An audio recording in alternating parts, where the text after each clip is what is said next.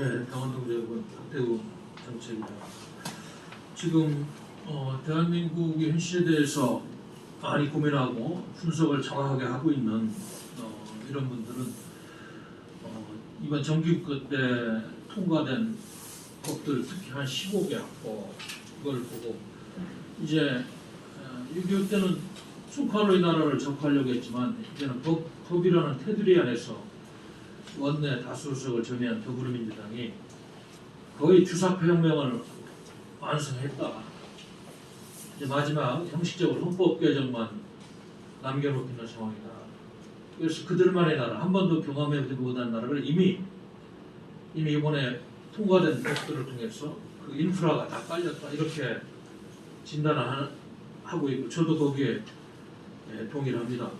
이 법들 내용들이 우리 최고위원회나 기타 우리 회견이나 또 홍보부를 통해서 비판을 했습니다만 너무 엄청난 내용들이라 상상이 안 갈 정도의 내용들이 다 통과됐어요. 이거를 그냥 우리 국민들이 9시 뉴스에서 안 다뤄준다고 그냥 이렇게 쳐다만 보고 있을 상황이 아니라는 생각을 여러 차례 하게 되더라고요. 그동안에 소개 안 한 법 중에 하나가 오늘도 제가 이야기를 들었는데 그 전월세 금지법이라는 게 있답니다. 내년 2월 17일부터 시행되는데 이거는 신규 분양되는 아파트, 물론 특정 지역입니다만 어딘지 신규 분양되는 아파트는 전세월세를 금지하는 법안이 내년 2월 17일부터 시행된다고. 이건 사유재산권을 완전히 침해하는 거예요. 본인이 살 목적이 아니면 그 지역의 재산을 취득하지도 말고 매매하지도 말고. 이거 어떻게 자유민주주의 시장경제를 하는 나라라고 할 수 없는 법들이 이렇게 통과가 돼서 실행이 되는 겁니다. 정부 입법만 예고하고. 물론 이야기할 필요가 없죠. 뭐 공수처법도 해서 국정원법부터 해서 아까도 말씀하신 전당금지법부터 해서 완전히 뭐 이거 총칼만 아니지 이 나라는 뭐 거의 지금 주사파들이 꿈꾸는 그런 나라로 법적 제도적 인프라가 다 깔렸어요. 마지막 이제 헌법 개정만 시기만 저울질하고 있는데 그런 큰 흐름에 대해서 우리 당원 동지 여러분들이 분명한 의식을 갖고 좀 보셔야 되겠다 이런 말씀을 드리겠습니다. 저도 어제 일요일 날 그 정세균 씨 총리라고 가지고 뭐 한 분인데 뭐 이루어진다니 어디 나와서 하는 소리를 들으니까 백신 확보 문제에 대해서 아니 어떻게 7월달에 환자 수가 적어서 백신 의존도를 높일 생각을 안 해서 백신 확보를 안 했다는 참 기가 막힌 이야기를 하더라고요. 우리 국민을 조금이라도 존중하고 똑똑한 국민이라고 생각하고 상식적인 이야기라면 어떻게 그런 이야기를 할 수가 있겠어요. 지금 주요 선진국들은 접종을 이미 시작했고 내년 초면은 앞서가는 선진국들은 국민 수의 두세 배의 물량을 확보해서 부작용이 나는 것을 다 걷어치우고 양질의 백신을 다 맞출 텐데 지금 보니까 아스트라제네카 영국 회사 건데 옥스퍼드 연구소하고 제휴를 해서 만들었다는데 이제 뭐 1,000만 원에 계약했다가 도입 돌량이 2,000만 원이라고 그러는데 도입 예상 시점이 내년 2, 3월에 임상 통과가 안 된 걸로 알고 있어요. 정부가 얘기하는 거는 뭐 모더나 거 2,000만 원, 파이자 거 2,000만 번, 얀센 거 400만 번, 노바백스는 미정이라고 합니다. 그냥 추정하고 아직 대화하는 정도의 거를 뭐 확보한 것처럼 이렇게 막 이야기하고 있는데 국민들은 걱정이 없어요. 정세균 총리 그냥 그 말을 보면 아이고 뭐 내년에 다 하게 되니까 물론 이렇게 좀 늦었지만은 큰 걱정 안 하셔도 된다 이런 이야기인데 이게 참 기가 막힌 이야기입니다. 이게 국민 생명권을 총탄이 난무하는 전장터에 그냥 밀어넣는 거하고 하등에 다를 바가 없어요. 이런 엄청난 일을 하는 대한민국은 삼류국가가 되어 있는 거예요. 삼류국가. 우리가 그걸 잊어서는 안 되겠습니다. 참 이상한 거는 이런 상황인데도 그 이번 주 여론조사를 보니까 문재인 정부 국정 수행 지지율이 39.5%를 조금 한 20% 오른 것 같아요. 지지율이 물론 부정평가 잘못하고 있다는 57%로 뭐 상회하고 이러고 있습니다만 그래서 도대체 나는 이러한 지지율이 이렇게 엄청난 일들이 진행되는데 이렇게 유지되는 이유가 뭐냐? 역시 국민들을 입과 눈을 가리는 조지 오웰 소설 1984년 동물원장하고 비슷한 나라에서 정부가 통제되고 국민의 알 권리가 박탈되는 전체 지구국가에 살고 있다는 심각한 반증이다. 그 이상도 그 이하도 아니다. 그거를 저는 분명히 느끼고 있습니다. 그래서 제가 지난주에 소개한 걸로 알고 있는데 그 이혼 정권의 논설위원회 19기간에 이제 그 뭐 정규지 신문인데도 대한민국이 아니고 대북민국이다. 어? 이게 어떻게 대한민국이냐? 어? 북한이 통치하는 나라 같이 되어 있는 대북민국. 간첩도 안 잡고 말이죠. 김 회장이가 예? 빌어뿌리면 안 된다니까 법 만들고 우방국들한테는 다 신임도 잃고 대북민국론이 벌써 나오고 있는 이런 상황입니다. 지금 경제계에서는 정말로 곡소리가 한두 군데 나오는 게 아니에요.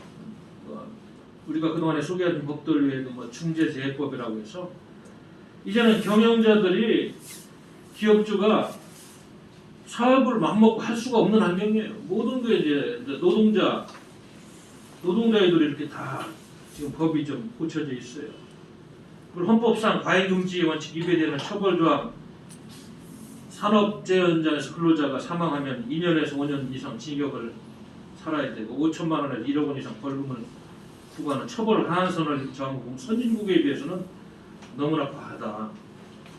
물론 뭐 산업재해 제도가 필요한데 이게 법의 상식을 벗어나는 이런 법들이 아까도 이야기했습니다만 중대재해법이라고 반업법적인 또 하나의 법률을 지금 중대재해기업처벌법을 또 민주당이 추진하고 있다고 합니다. 이게 완전히 입법 독재, 입법 폭거로서 상식을 가진 대한민국의 법 질서는 지금 붕괴되고 있다. 이렇게 봐야 될 것 같습니다.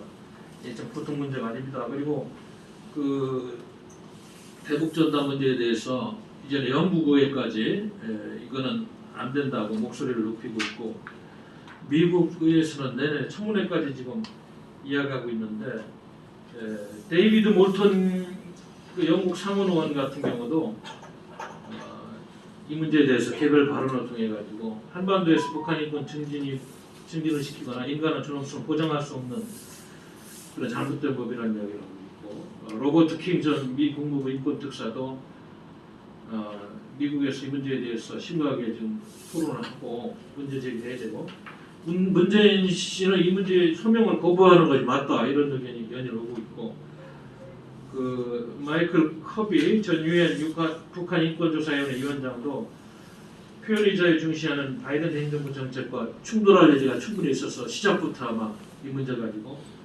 갈등 인연이 될 것이다 이런 이야기를 하고 있습니다. 특히 크리스 스미스 미 하원의 그 인권 랜턴 인권위원회 공동의장 같은 경우는 청문회를 열어서 이 문제를 반드시 따지겠다고 하고 있는 이런 정도까지 갔으니까 이게 이제 송영길 외통위원장이 일개 무슨 시민도 아닌데 북한 핵을 합리화시키는 바람부터 해서 미국이 5,000개 핵을 갖고 있는데 북한이 핵을 겠는데 뭐 그렇게 큰 문제냐 NPT 체제의 그 불공정성을 이야기하고 이런 정도까지 왔으면은 이제는 모든 이 나라의 한 정부의 주사파 정부의 정책과 노선과 전략은 다 드러난 겁니다. 이제 국민이 뭐라든 말든 동맹국이 싫어하든 좋아하든 우리는 우리가 원하는 전체주의 주사파 나라를 건설해서 외세를 배격하고 못 사는 북한과 함께 독재 정권과 함께 북한 인민들을 굶어 죽든 괴돼지처럼 살든 일단은 연방제를 해보겠다는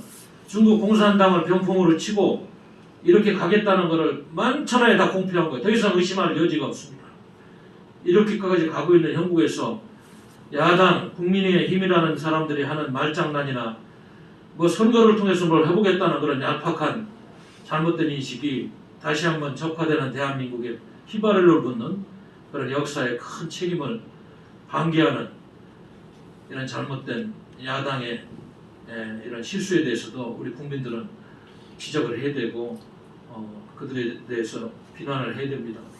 지금 뭐 이렇게 가면은 이제 마지막 연방제 헌법 개헌 그거 어떻게든 통과될 텐데 우리가 손도 써보지 못하고 그야말로 빨간 나라에서 사유재산권도 다 침해되고 어느 날 갑자기 세금만 많이 내고 우리가 발언할 수 있는 표현의 자유도 다 이제 없어지고 5.18 얘기만 해도 앞으로 잡혀가지 않겠어요.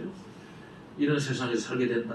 6.25 때 좌익들이 이루지 못한 총칼을 통해서 적화혁명을 법과 제도권의 틀 안에서 무리수를 둬서 이렇게 이루어가고 있는 현실에 대해서 우리 공화당은 더욱 홍보를 하고 지적하고 비판의 목소리를 높여야 될 것 같습니다. 감사합니다.